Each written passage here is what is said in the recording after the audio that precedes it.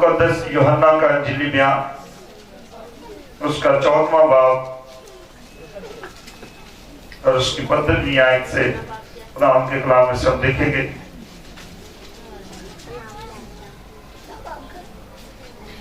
मुकद्दस यूहन्ना का इंजीली बयान, उसका 14वां बाब और उसकी 15वीं आयत।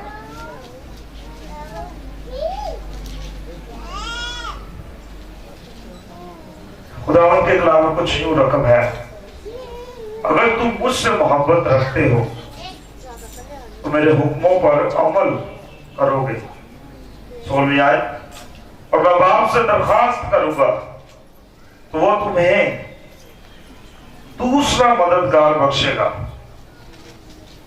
कि अब तक तुम्हारे साथ रहे, यानी रूहे हक, जिसे दुनिया हासिल नहीं कर सकती क्योंकि ना उसे देखती और ना जानती है। तुम उसे जानते हो क्योंकि वो तुम्हारे साथ रहता है और तुम्हारे अंदर होगा। मैं तुम्हें यतीम ना छोड़ूंगा, मैं तुम्हारे पास आऊंगा।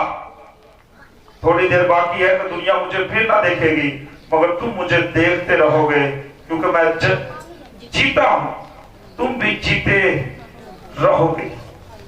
उस रोज तुम जानोगे कि मैं बाप में हूं और तुम मुझ में और मैं तुम में। खुदावंद के कलाम का पढ़ा, उसमें जाना हम सब के लिए बायस बरकत है। खुदावंद का शुक्र हो।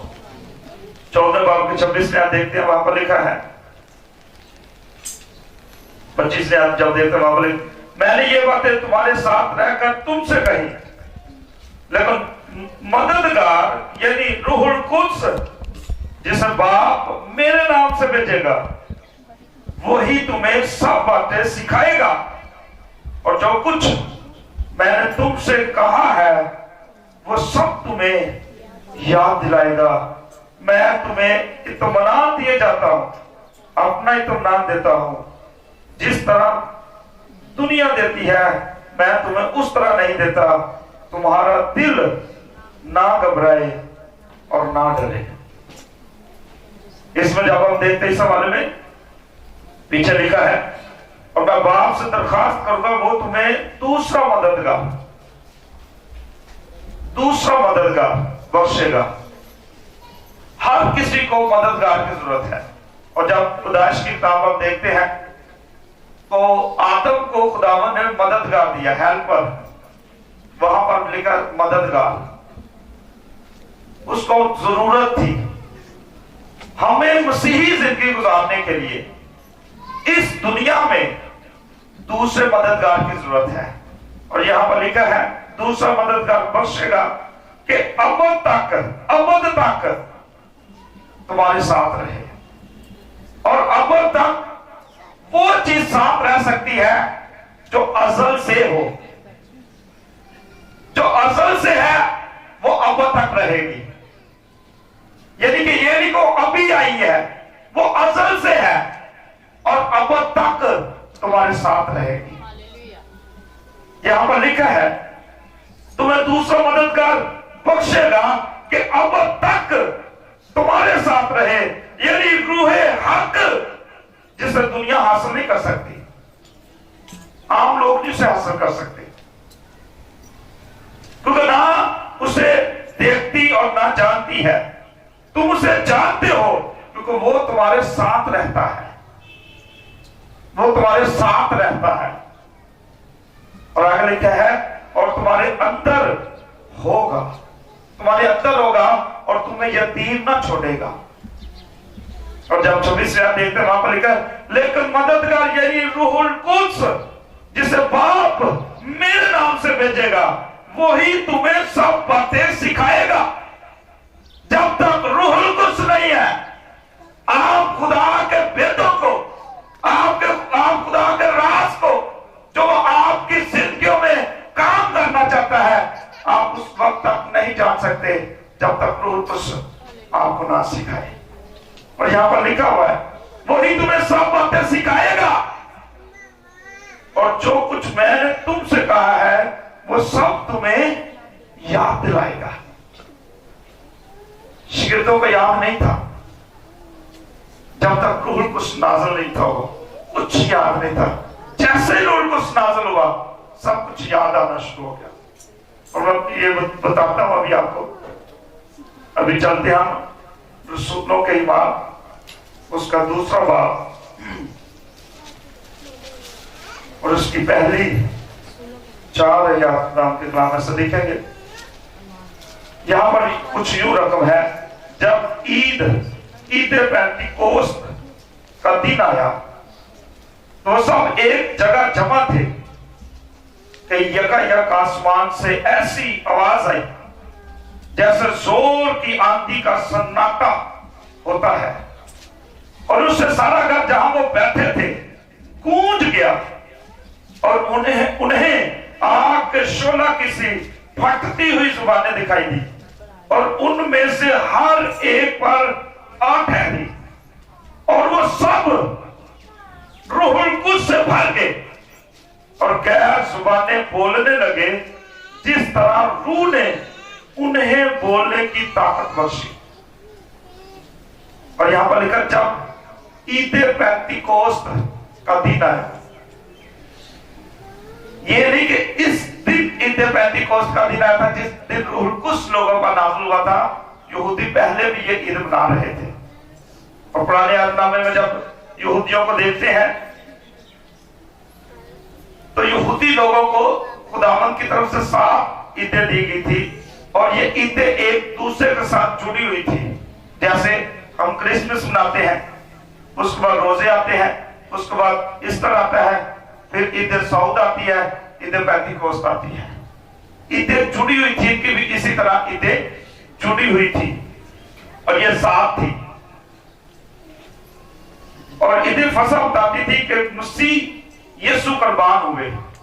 जो ईद फसह वो मनाते थे, जब वो मिस्र में से निकलने लगे तो उन्होंने बकरे को ज़िबा किया और अपने दरवाजों की चौखटों पर खून को लगाया। ये मसीह का अक्स थी कि मसीह इसी तरह कुर्बान होगा, इसी तरह वो जान देगा, और उसके खून के वसीले से हम बचाए जाएंगे। उस वक्त उन्होंने बकरे का खून लगाया चौखटों पर, और जिन घरों पर बकरे का खून लगा हुआ था वो बचते जा रहे थे। और यहूदी इस ईद को मनाते थे, ईद फसह, ईद फतीर भी वो मनाते थे, जो हमें बताती है कि हम यीशु मसीह की कुर्बत और रफाकत में हैं। वो खुदा की रफाकत में थे, और ये मसीह का अक्स थी कि जब हम ईद फतीर मनाएंगे तो हम यीशु मसीह की कुर्बत में होंगे, यीशु मसीह की रफाकत में होंगे, और खुदा के जलाल को अपनी जिंदगियों में दिखेंगे। और पहले फलों की भी वो ईद मनाते थे, जब अपने फल खुदावंद की हजूरी में लेकर जाते थे। और इसी तरह खुदावंद यीशु मसीह जब सलीब पर हमारे लिए मर गया, जब उसने जान दी, तो उसने पहला फल जिंदा होकर अपने आप को खुदा के सामने पेश किया कि मैं पहला फल हूं, जो मौत पर, कब्र पर, गुनाह पर और इब्लीस पर फतह पाकर जिंदा हुआ, और उसने कर दिखाया कि मैं वो फल हूं जो मसीह खुदावंद खुदा के हजूर कबूल किया जाएगा। जब हम अपनी जिंदगियों को जो खुदा ने हमें दी है कि हम अपनी जिंदगियों से खुदा के नाम को जलाल दें, जब हम उसकी वर्शिप करते हैं, जबकि उसकी हजूरी में जाते हैं, तो हम अपनी जिंदगियों में फल पैदा करते हैं, और ये फल खुदा की हजूरी में याद किए जाते हैं। और इधर पेंटिकोस्त पर आते हैं, जिस दिन से कलीसिया की शुरुआत हुई। कलीसिया कब शुरू हुई? जब ईद पेंटिकोस्त का दिन आया। उससे पहले कोई रसूल डरे हुए थे, शागिर्द डरे हुए थे, किसी को कोई पता नहीं था। बाला खाना में वो ठहरे हुए थे 10 दिन के लिए, और वो बहुत बिजी लोग थे, आम लोग नहीं थे, बिजनेसमैन लोग थे, फ्री लोग नहीं थे वो। लेकिन वो 10 दिन सब कुछ छोड़कर बाला खाना में बैठ के दुआ रोजे के साथ कलाम को पढ़ रहे थे, कलाम में से देख रहे थे कि खुदा क्या करने वाला है। और ईद पेंटिकोस्त के दिन कलीसिया की शुरुआत हुई। जब हम कलाम में देखते हैं, और ये ईद हफ्ते के पहले दिन मनाई जाती थी। फसल के पहले फलों की ईद देखते हैं अखबार की किताब में। फिर इसी हवाले पे आएंगे, अखबार की किताब उसका 23वां बाब और उसकी 15वीं आयत से। और जब हम देखते हैं यीशु मसीह भी हफ्ते के पहले दिन जी उठा था। पहले दिन यीशु मसीह जी उठा, यानी कि इतवार वाले दिन। और ये ईद भी हफ्ते के पहले दिन ही मनाई जाती थी। यहां पर लिखा है, और तुम सब्बत के दूसरे दिन से जिस दिन हलाने की कुर्बानी के लिए पूरा हलाओगे, गिनना शुरू करना जब तक 7 सब्बत पूरे ना हो जाए। और 7वें सब्बत के दूसरे दिन तक 50 दिन गिन लेना, तब तुम खुदावन के लिए नजर की नई कुर्बानी गुजराना। इस दिन सब्बत के दूसरे दिन, और मैंने आपको बताया कि ये ईद भी हफ्ते के पहले दिन यानी कि इतवार वाले दिन मनाई जाती थी। और यहां पर लिखा 50वें दिन ये ईद मनाई जाएगी। और क्या करना? पूला हलाना। इस दिन सब्बत के दूसरे दिन यानी कि ऑन संडे, सब्बत के दूसरे दिन जब पूला हलाओ, काहन सब्बत के दूसरे दिन हर साल पूरी कौम के लिए कुर्बानी करता था। और वो पूले को लेकर पूरी कौम के ईमान के बिहाफ पर पूले को लेकर वो खुदावंद की हजूरी में जाता था। और अखबार की किताब में बताती है कि पूला हलाओ सब्बत के दूसरे दिन, पूला हलाओ। जब हम कलाम में देखते हैं कि काहे ने पूला नहीं हलाया, काहे ने अभी पूला नहीं उसने हलाया,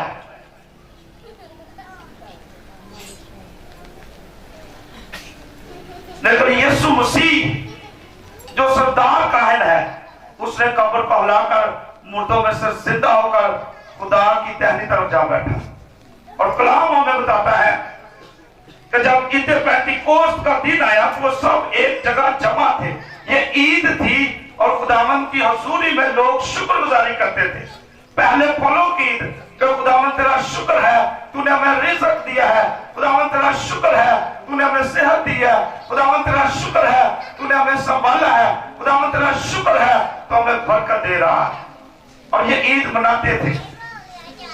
और कलाम हमें बताता है पेंटिकोस्त जो है वो यूनानी जुबान का लफ्ज है और इसका मतलब है 50वां दिन। जब ईद मनाई जाती थी, लोग ईद मनाते थे। और इसको हफ्तों की भी ईद कहा जाता है, यानी कि यहूदी लोग इस ईद को हर साल मनाते थे और वो हैकल में जमा होते थे। और जब इसको देखते हैं, इस दिन कलीसिया की शुरुआत हुई। इसको मसीही कलीसिया का सालगिरह या जन्मदिन भी कहा जाता है। इस दिन को कि इस दिन कलीसिया जो है वो पैदा हुई थी। इस दिन कलीसिया की पैदाइश हुई थी कि नए लोग जो है जब रूहुल कुद्स से भर के, दूसरे मददगार से भर के, तो खुदावंद ने उनकी जिंदगियों में काम करना शुरू किया। वो लोग जो डरे हुए थे, कुछ नहीं कर सकते थे, जो कहते थे अब हम कुछ नहीं कर सकते, जैसे रूहुल कुद्स उनकी जिंदगी में आया तो उन्होंने कलाम को सुनाना शुरू कर दिया। और कलाम हमें बताता है जबकि ईद पेंटिकोस्त का दिन आया, वो सब एक जगह जमा थे कि यकायक आसमान से आवाज आई जैसे जोर की आंधी का सन्नाटा होता है, और उससे सारा घर जहां वो बैठे थे गूंज गया। और उन्हें आग के शोला किसी फटती हुई जुबानें दिखाई दी। जहां रूहुल कुद्स है वहां मसीह को जलाल मिलता है।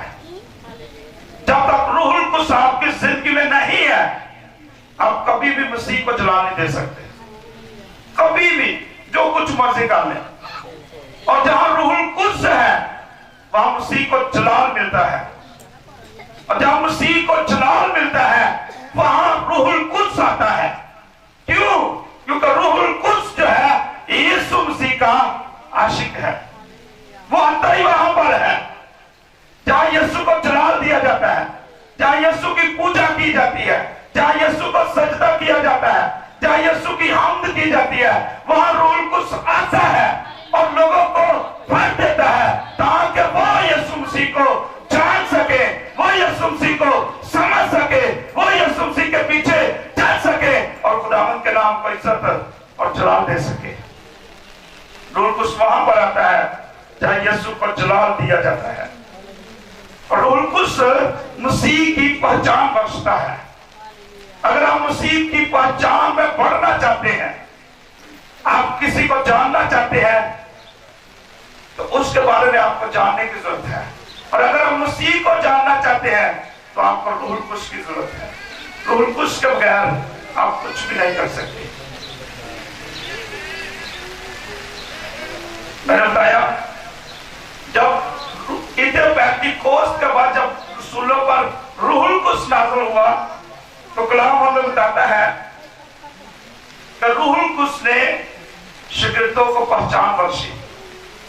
तो उनका मसीह के साथ क्या राब्ता है, उनको मसीह के साथ कैसे प्यार करना है, उनको मसीह के साथ कैसे चलना है, कैसे उनको खुदा के नाम को जलाल देना है और कैसे उन्हें मसीह में बढ़ते जाना है, उनको रूहुल कुद्स ने समझ बख्शी और वो खुदावंद में बढ़ना शुरू हो गए। 3-4 बातें हम जल्दी से सीखेंगे। दूसरा इम्पैक्ट जो शागिर्दों पर हुआ, उनको नविश्तों की समझ आ गई। वो पुराने अहदनामे को समझने लगे जो योएल नबी की मार्फत कहा गया था, उससे पहले वो नहीं समझते थे, ना जानते थे। जैसे ही रूहुल कुद्स नाज़िल हुआ शागिर्दों पर, वो नविश्तों को समझने और जानना उन्होंने शुरू कर दिया। हम भी उस वक्त तक मसीह को जान नहीं सकते, उस वक्त तक कलाम को समझ नहीं सकते जब तक हम रूहुल कुद्स से भरे हुए नहीं हैं। और हम नए तौर पर जैसे रूहुल कुद्स से भर जाते हैं, हम नए तौर पर जिंदगी गुजारना शुरू करते हैं। तीसरा इम्पैक्ट जो शागिर्दों पर हुआ, जब रूहुल कुद्स पर नाज़िल हुआ तो उन्होंने वर्शिप करना शुरू कर दी गैर ज़बानों में, और हकीकी वर्शिप करनी शुरू कर दी, जिसके बारे में यूहन्ना रसूल कहता है जब उसके तो खुदा ऐसे प्रस्ताव ढूंढता है जो रूह और सच्चाई से उसकी क्या करते हैं। जब रूहुल कुद्स रसूलों पर नाज़िल हुआ तो उन्होंने हकीकी प्रस्तश करना शुरू कर दिया। पहले वो लोगों को देखते थे कि किस तरह लोग प्रस्तश करते हैं, तमाशाई थे कि देखने वाले थे, लेकिन हकीकी वर्शिप करने वाला तमाशा बनता है, लोग उसकी तरफ खुद ही देखना शुरू करते थे। और जब ये बोल रहे थे, हकीकी वर्शिप कर रहे थे, गैर ज़बानों में खुदा के नाम को जलाल दे रहे थे, खुदावंद की वर्शिप कर रहे थे, खुदा की तमजीद कर रहे थे, तो लोग इनकी तरफ मुतवज्जे हुए कि ये क्या कह रहे हैं, ये क्या बोल रहे हैं। जब हम हकीकी वर्शिप करने वाले बन जाते हैं, और बनते उस वक्त है जब हम रूहुल कुद्स से भर जाते हैं। जब तक आप रूहुल कुद्स से भरे हुए नहीं है, आप लोगों को देखते रहेंगे, ये क्या कर रहा है, ये क्या कर रहा है। लेकिन जब आप रूहुल कुद्स से भर जाएंगे, आप खुद भी हकीकी वर्शिप करने वाले बनेंगे और दूसरों को भी मसीह के पास लेकर आएंगे ताकि वो भी हकीकी वर्शिप करने वाले बन जाए। और रूहुल कुद्स उन पर नाज़िल होता है जो सुनने वाले होते हैं खुदा की आवाज को, और ईमानदारों पर जो रूहुल कुद्स के लिए तैयार होते हैं कि रूहुल कुद्स मेरी तड़प को खत्म करे, रूहुल कुद्स मुझे ब्लेस करे, रूहुल कुद्स मुझे साफ करे, रूहुल कुद्स मुझे धो दे, ताकि मैं खुदा की बातों को, खुदा की कुदरत को, खुदा के जलाल को, खुदा के चेहरे को देख सकूं।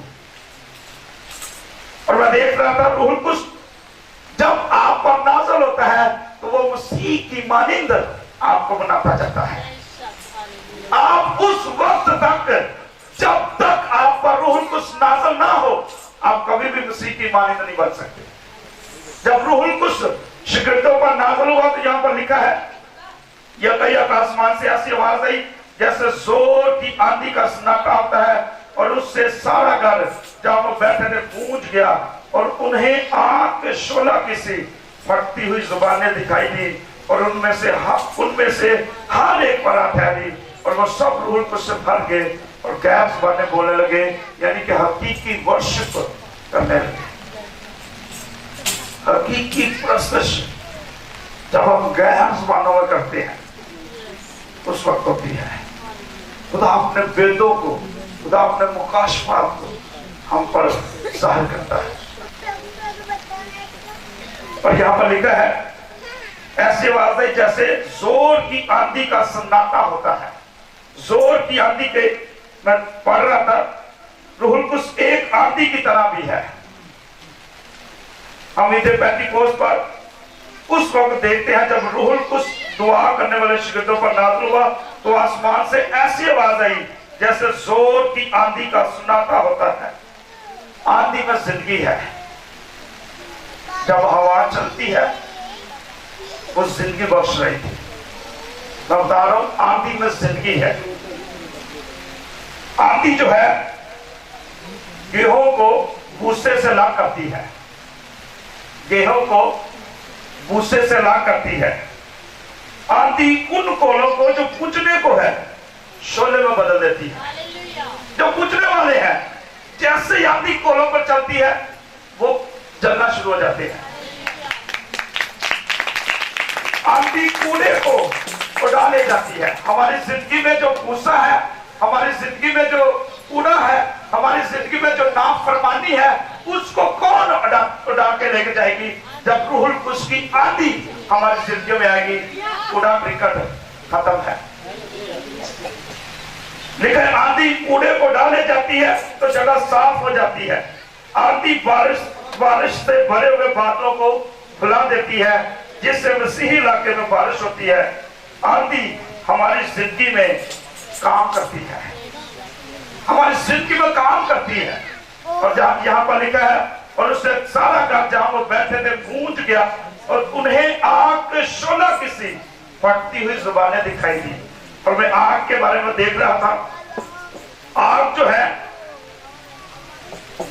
बनी इस्राएल जब देखते आग का सतून, जब वो मिस्र बियाबान में से गुजर रहे थे, तो आग का सतून बनी इस्राएल को रोशनी देता था।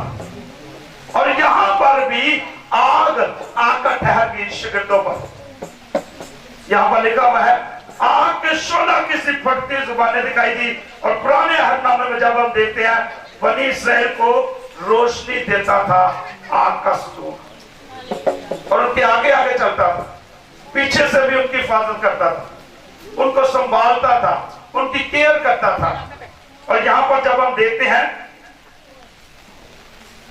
कि रूहुल कुद्स की आग मसीही ईमानदार को रोशनी और हरकत बख्शती है और तस्दीक करती है कि खुदा की हजूरी हमारे साथ है। ये आग जो है, आग के शोला की सी फटती जुबानें, आग उनको बता रही थी कि खुदा तुम्हारे साथ है, आगे बढ़ो। जब हम इस कलाम को देखते हैं, आज रूहुल कुद्स की आग हमारे साथ है, हमें आगे बढ़ना है। क्यों? क्योंकि खुदा हमारे साथ है। आज हम गिरे हुए हैं, आज हम परेशान हैं, आज हम नाकाम हैं, लेकिन जब रूहुल कुद्स की आग आएगी हम आगे बढ़ेंगे।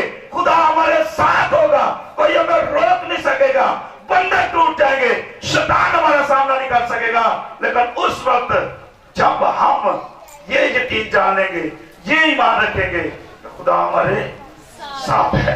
और यहाँ पर लिखा है, और उन्हें आग के शोला की सी फटती हुई जुबानें दिखाई दी, और उनमें से हर एक पर आ ठहरी, और वो सब भर गए।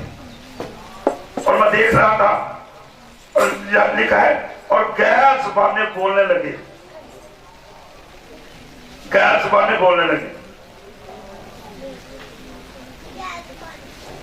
और वो सब रूह कुछ से भर कर गया। आसमान ने बोलने लगे जिस तरह रूह ने उन्हें बोलने की ताकत बख्शी। और मैं ग्रंथ पहला ग्रंथ उसका दूसरे बाब की 14वें अंत में देख रहा था, क्योंकि जो बेगाना ज़बान में बातें करता है, यहाँ पर लिखा है वो सब रूह कुछ से भर गए और क्या करने लगे, गैर ज़बानें बोलने लगे। और कलाम क्या बताता है, क्योंकि जो बेगाना ज़बान में बातें करता है वो आदमियों से बातें नहीं करता बल्कि खुदा से, इसलिए कि उसकी कोई नहीं समझता, हालांकि वो अपनी रूह के वसीले से वेद की बातें करता है, वेद की बातें करता है। खुदा अपने राज को उस पर जाहिर करता है, खुदा उसे आगाही देता है कि मैं इस दुनिया में क्या करने वाला हूं। गैर ज़बान में बोलने की ये लियाकत सिर्फ खुदा की तरफ से है और उस रूह के वसीले से है जो मिलती है। और कलाम बताता है और वो सब रूहुल कुछ से भरकर गैर ज़बानें बोलने लगे जिस तरह रूह ने उन्हें बोलने की ताकत बख्शी। और मैंने बताया जब रूहुल कुछ से लोग भर गए, तो मैंने आपको पहले बताया कि वो रूहुल कुछ के वसीले से मसीह को पहचानना शुरू कर दिया उन्होंने। दूसरी बात मैंने आपको बताई, उन्होंने नविश्तों को, पुराने अहदनामे को समझना शुरू कर दिया। तीसरी बात मैंने बताई, उनको पता चल गया कि हकीकी वर्शिप क्या है, हम कैसे वर्शिप करें, कैसे खुदा को नाम को जलाल दे। और चौथी बात मैंने आपको बताई, रूहुल कुद्स मसीह की मानिंद हमें बनाता जाता है। जब तक रूहुल कुद्स आपकी जिंदगी में नहीं है, आप कभी भी मसीह की मानिंद नहीं बन सकते। इसलिए हमारे अंदर तड़प होनी चाहिए, हमारे अंदर प्यास होनी चाहिए, ताकि हम मसीह की मानिंद बन सके और दर्जा दर्जा मसीह के साथ हमारी मुशाहबत जो है वो बढ़ती जाए, यानी कि उसकी मुशाहबत में हम बदलते जाए। और मैं पढ़ रहा था, जब रूहुल कुद्स हमारी जिंदगी में आता है तो रूहुल कुद्स एक अजीम शरीक हयात है, ये हमारे साथ रहता है। जैसे मियाँ बीवी एक दूसरे के शरीक हयात है, वो एक दूसरे के साथ चलते हैं। जब रूहुल कुद्स आपके अंदर आता है वो आपके साथ चलता है, आप अकेले नहीं चलते। और मैं बता रहा था जुम्मे वाला दिन यूहन्ना अस्तबागी के बारे में, तो उसको कहा गया है कि वो सबसे बड़ा है, जितने भी औरतों में से पैदा हुए वो सबसे बड़ा है। अब्राहम से बड़ा है, मूसा से बड़ा है, अलीशा से बड़ा है, एलिया से बड़ा है, यशवा से बड़ा है, सबसे बड़ा नबी है। कौन? यूहन्ना अस्तबागी। और इसके बारे में मैं पढ़ रहा था, कैसे बड़ा है। मूसा ने बहरी कुलसम को तो हिस्से कर दिया, एलिया ने इतने मोजज़े किए, अलीशा ने इतने मोजज़े किए। अब्राहम खुदा से बात करता था, अब्राहम ने खुदा को देखा, जब उसके पास आए खुदावन, तो यूहन्ना को कैसे कहा गया कि वो सबसे बड़ा है। ना उसने कोई मोजज़ा किया, कोई मोजज़ा यूहन्ना अस्तबागी ने नहीं किया, लेकिन उसने कहा कि ये सबसे बड़ा है जितने भी औरतों में से पैदा हुए। लेकिन आगे साथ ही खुदावन यीशु मसीह कहता है, लेकिन जो मुझ पर ईमान लाता है वो यूहन्ना से भी बड़ा है। कैसे?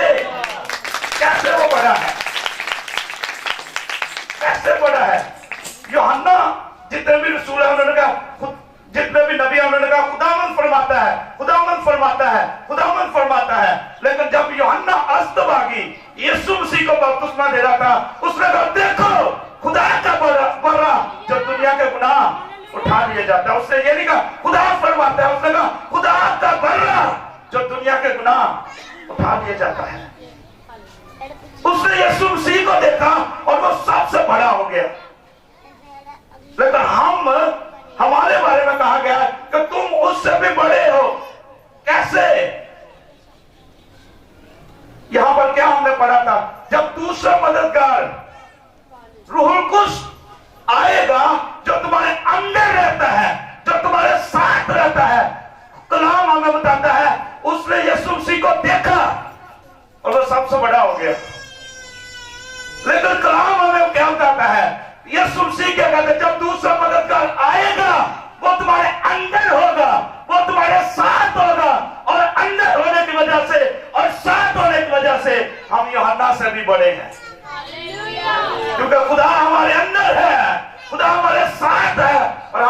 यूहन्ना से भी बड़े हैं।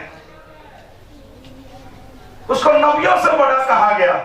और जब हम खुदा पर ईमान लाते हैं, जब हम रूहुल कुद्स से भर जाते हैं, दूसरा मददगार जो रूह हक है, जो सच्चाई का रूह है, जो हमें बख्शा गया है, जब उससे भर जाते हैं तो हम यूहन्ना से भी बड़े हैं, क्योंकि खुदा हमारे अंदर और हमारे साथ है। यानी कि शरीके है, आपके साथ चलेगा, कभी आपको तनहा नहीं छोड़ेगा। और मैंने हवाला आपको पढ़ा, यतीम नहीं छोड़ेगा कभी भी, कभी आपको वो यतीम नहीं छोड़ेगा। और मैंने आपको बताया रूहुल कुद्स के वसीले मसीह हम में बसता है, इसलिए हम बड़े हैं यूहन्ना अस्तवादी से। रूहुल कुद्स के वसीले से मसीह हम में बसता है। और हमें जानने की जरूरत है मसीह हम में बसता है। इसलिए तो कहा, क्या तुम नहीं जानते कि तुम्हारा बदन रूहुल कुद्स का मक़दस है और खुदा का रूह तुम में बसा हुआ है। तुम अपने नहीं हो, कीमत से खरीदे गए हो। अपने बदन से खुदा का जलाल जाहिर करो। और हमें जाहिर करना है, क्योंकि मसीह हम में बसता है। और जब मसीह हम में बसा हुआ है, हम दुखों में है, हम मुसीबतों में है, शैतान हमें सताता है, हम गुर्बत में है, हम परेशान है, हम कोई काम करते हैं उसमें बरकत नहीं आती। क्यों? क्योंकि हम मसीह जो अंदर बसा हुआ है उसको काम नहीं करने देते। हम अपनी मनमानी करते हैं, हम उसके आवाज को नहीं सुनते। वो क्या कह रहा है, वो क्या चाहता है मुझसे, मैं क्या करूं, क्योंकि मेरे अंदर तो वो बसा हुआ है। और कहता, अब मैं जिंदा न रहा, बल्कि मैं जो जिंदा हूं वो मसीह के वसीले से हूं। और मैं अपनी जिंदगी से खुदा के जलाल को जाहिर करूंगा। आज हम अपने लिए नहीं जी रहे, मसीह हम में बसा हुआ है और हम मसीह के लिए जी रहे।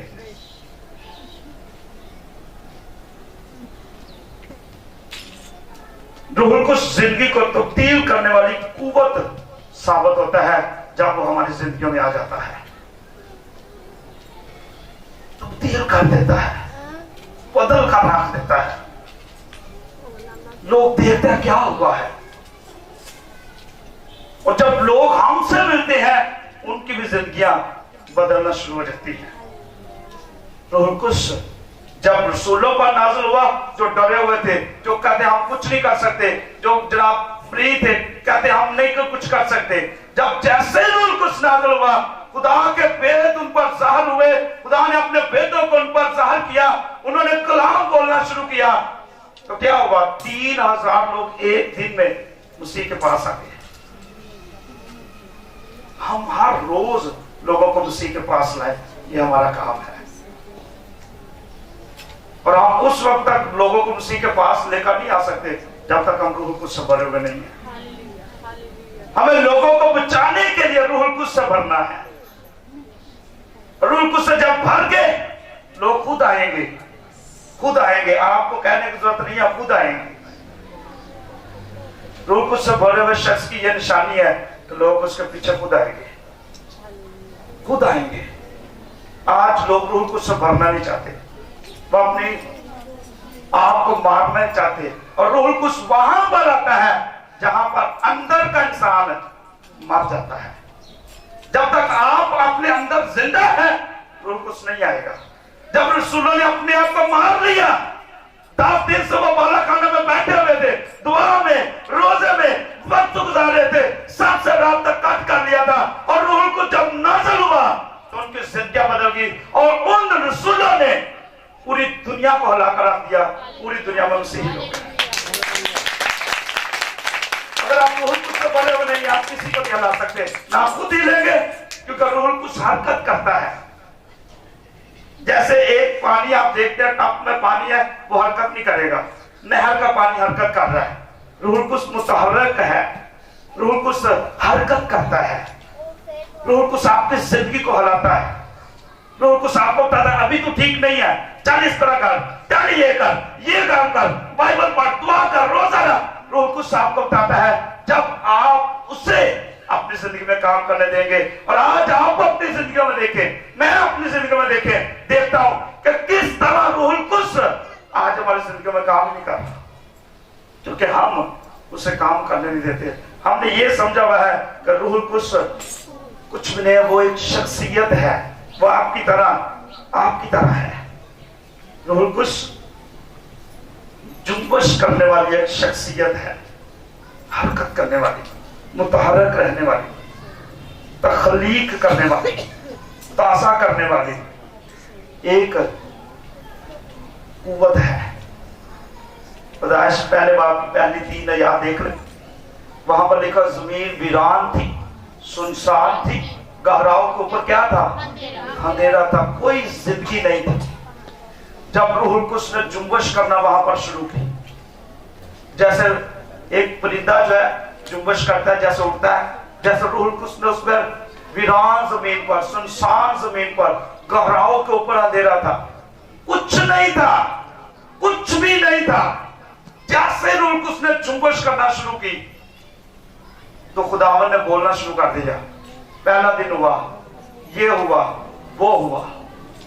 आज जब रूहुल कुद्स की जुम्बश हमारी जिंदगियों पर होगी, अगर हम परेशान हैं, अगर हम मौत में हैं, अगर हम गुनाहों में हैं, अगर हम गिर चुके हैं, हम मौत की तरफ जा रहे हैं, इब्लीस हमें तंग कर रहा है, इब्लीस हमें सता रहा है, जादूगर हमारे खिलाफ है, जब रूहुल कुद्स की हरकत, रूहुल कुद्स की ताज़गी, रूहुल कुद्स की जुम्बश हमारी जिंदगियों पर होगी, हर तरह की वीरानी, हर तरह की परेशानी, हर तरह की गुर्बत, उसका बंधन टूट जाएंगे और खुदा आपकी जिंदगी में काम करना शुरू करेगा। आज हमें रूहुल कुद्स को दावत देने की जरूरत है कि रूहुल कुद्स हमारी जिंदगियों में आए। और रूहुल कुद्स बार बार हमें सलीब के सामने ले जाता है। रूहुल कुद्स काम करता है कि यीशु मसीह तेरे लिए मरा, तू क्यों परेशान है? यीशु मसीह ने तेरे लिए जान दी, तू क्यों परेशान है? उसका लहू तुझे बचाएगा, उसका लहू तुझे बचाएगा, उसने तेरे लिए मार खाई। रूहुल कुद्स हमें सलीब की तरफ लेकर जाता है। जब रसूलों पर रूहुल कुद्स नाज़िल हुआ, उनको पता चल गया यीशु मसीह तो मेरे लिए मरा, यीशु मसीह तो मेरे लिए मुर्दों में से जिंदा हुआ और आसमान पर चढ़ गया, और वो दोबारा आने वाला है। ये रूहुल कुद्स आपको बताता है। एक दो बातें और, जब रूहुल कुद्स को हमारी जिंदगी में काफी जगह मिले तो रूह का फल लगता है। जब तक आपकी अंदर जगह नहीं उसे मिलेगी, वो कोई फल नहीं लगाएगा, लेकिन जब उसे जगह मिलती है तो रूहुल कुद्स आपकी जिंदगियों में फल लगाता है। आखिरी बात, रूहुल कुद्स के वसीले से खुदा की मोहब्बत हमारे दिलों में डाली गई है। कलाम में लिखा हुआ है कि रूहुल कुद्स के वसीले से, रूहुल कुद्स के वसीले से खुदा की मोहब्बत हमारे दिलों में डाली गई है।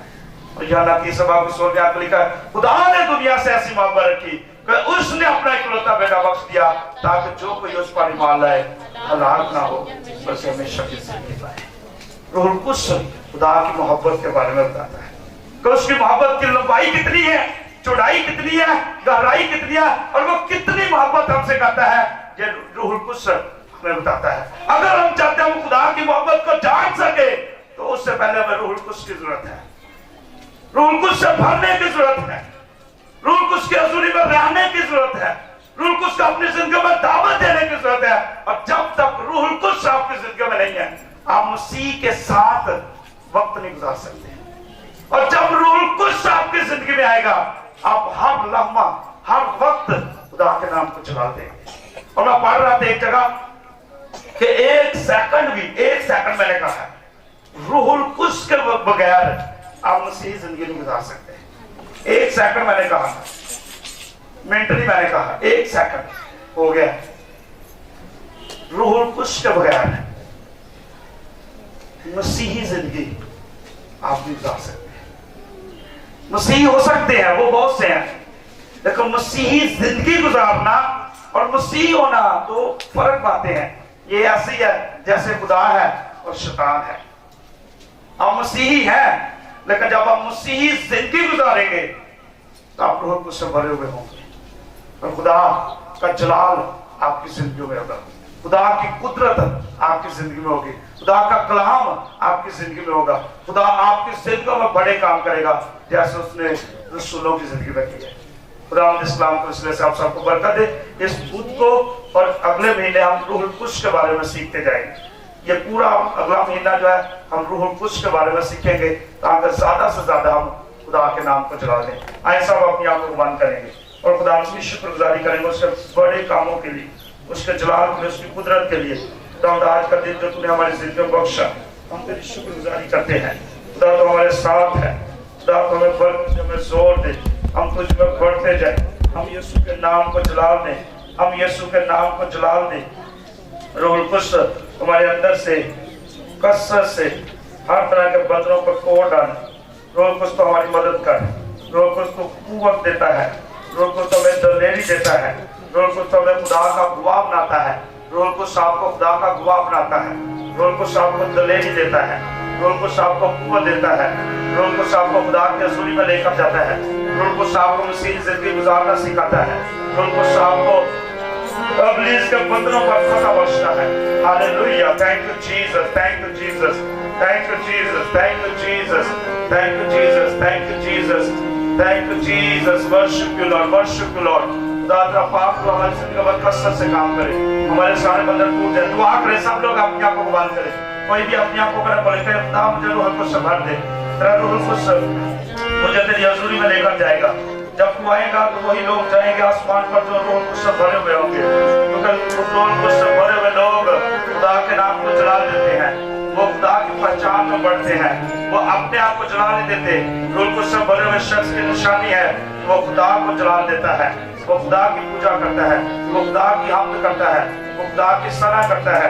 Hallelujah, thank you Jesus, thank you Jesus, thank you Jesus, thank you Jesus, thank you Jesus. Worship you Lord, worship you Lord, worship you Lord, worship you Lord. हमें ले बरकत दे, जोर दे, कुव्वत दे, मसा से भर दे। मैं रूहुल कुद्स के मसा को आपको छूते हुए देख रहा हूँ, जो तड़प रहे हैं, जो प्यासे हैं वो रूहुल कुद्स को पाएंगे। हालेलुया, कलाम कहता है आखिरी दिनों में पहाड़ फटते बशर पर अपने रूह में से ढेलूंगा। Hallelujah, hallelujah. क्या दौर है, यीशु से दोबारा आने वाला है।